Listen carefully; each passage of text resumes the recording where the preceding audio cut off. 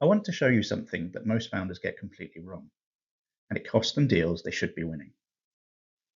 A few years ago, I was helping a professional services firm with their positioning.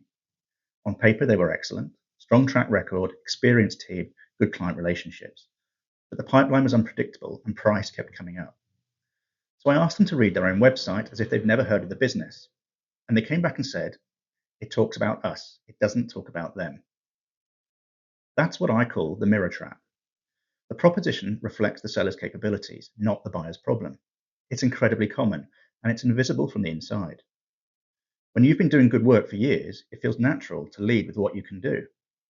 The problem is your buyers are not asking, "What can you do?" They're asking, "Do you understand my situation?" Let me show you how to test for it. Look at your homepage. Count the number of times the word "we" appears in the first 3 sentences. Then count "you." Most propositions run about 4 "we" to every 1 "you." A strong proposition reverses that.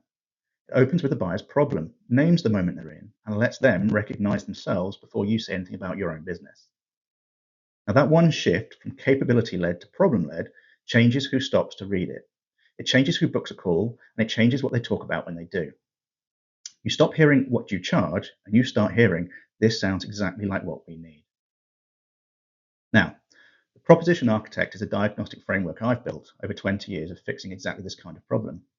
From the inside of a business, not as an outside observer. It tests your proposition against 2 frameworks. A 5S proposition score, which is 5 dimensions that determine whether a cold prospect recognizes themselves, and a commercial architecture score, so 7 layers that test whether your commercial foundations are built in the right sequence.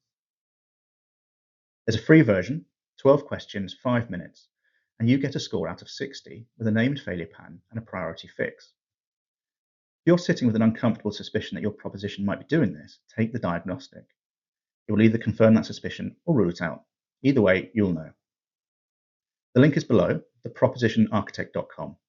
Take it now while the idea is fresh.